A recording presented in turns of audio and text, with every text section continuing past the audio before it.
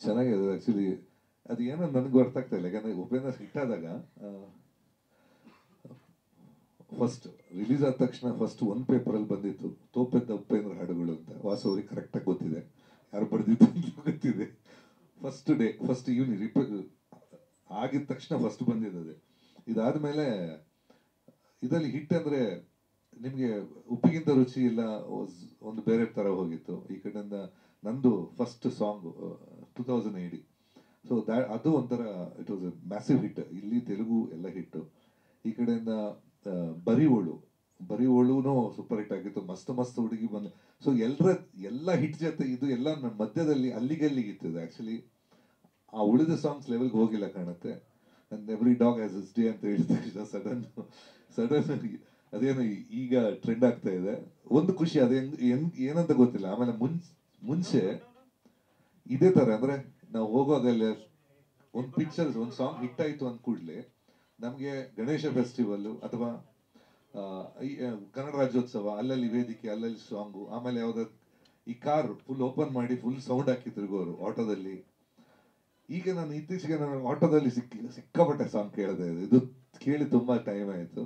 So ಅದೊಂದು ಆಮೇಲೆ ಅದು ಅಷ್ಟು ಕ್ರೇಜ್ ಬರೋ ಕಾರಣ ನನಗೆ ಗೊತ್ತಿಲ್ಲ. ಅದೇನೋ ನಾನು ಹೇಳಿದೆ ಅಲ್ಲ, ಅದು ಯಾವುದಕ್ಕೆ ಒಂದೊಂದು ಸಾಂಗಿಗೆ ಟೈಮ್ ಅಂತ ಅನ್ಸುತ್ತೆ, ಗೊತ್ತಿಲ್ಲ. ಯಾಕಂದ್ರೆ ನಮಗೆ ನಂಬಕ್ಕಾಗಲ್ಲ. ಹೌದಾ ಯಾವತ್ತೂ ಆಗಿದ್ದು ಸಾಂಗು ಬೇರೆ ಎಲ್ಲ. ಇತ್ತೀಚೆಗೆ ಸಾಂಗ್ ಒಂದು ರಿಲೀಸ್ ಮಾಡಬೇಕಾದ್ರೆ ಇದಕ್ಕೆ ಖರ್ಚು ಎಷ್ಟು ಮಾಡ್ಬೇಕಂದ್ರೆ ಸಾಂಗಿಂತ ಜಾಸ್ತಿ ಪ್ರಮೋಷನ್ ಖರ್ಚು ಮಾಡಬೇಕಾಗತ್ತೆ. ಇದು ಏನಿಲ್ಲದೆ ಓಡ್ತಾ ಇದೆ ಅಂದರೆ ಓಕೆ ಆ ಸಾಂಗಿನ ಸ್ಟ್ರೆಂತ್ ಹಂಗಿದೆ ಅಂತ ಅನ್ಸುತ್ತೆ. ಸಾಂಗ್ ಅಂಡ್ ಲಿರಿಕ್ಸ್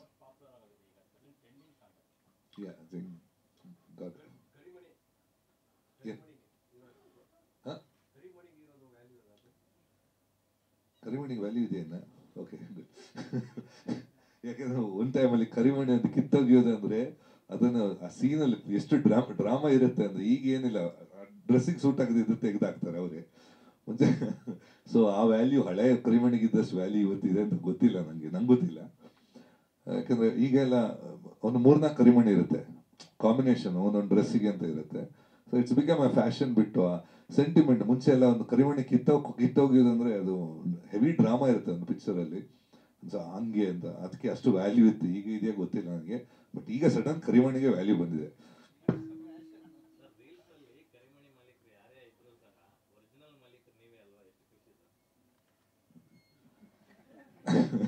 ನನ್ನ ಹೆಂಡತಿದು ಒಂದೇಣ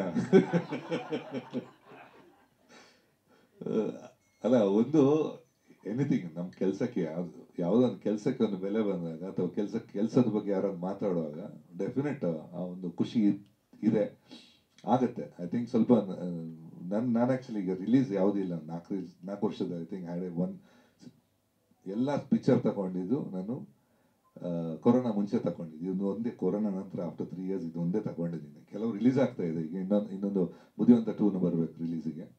ಅದ್ರದ್ದು ಸಾಂಗ್ ರಿಲೀಸ್ ಆಗಿಲ್ಲ. ಅದೊಂದು ಪೆಂಡಿಂಗ್. ಅಂದರೆ 4-5 ವರ್ಷ ಆಯಿತು ಪಿಕ್ಚರ್ ಮಾಡಿ. ಸೊ ಈಗ ನನ್ನ ಲೆಕ್ಕದಲ್ಲಿ ನನಗೆ ಹೆಂಗೆ ಅಂದರೆ ಖುಷಿಗೆ ಕೆಲಸ ಮಾಡೋಣ ಅಂತ. ನಂಬರಿಗೆ ಕೆಲಸ ಮಾಡೋದು ಮುಗೀತು, ಇನ್ನೆಷ್ಟು ನಂಬರ್ ಮಾಡಿ ಏನು ಪ್ರಯೋಜನ ಇಲ್ಲ. ಸೊ ಖುಷಿಗೆ ಮಾಡೋಣ ಅಂತ ಈ ತಂಡ ಒಂಥರ ಖುಷಿ ಇದೆ.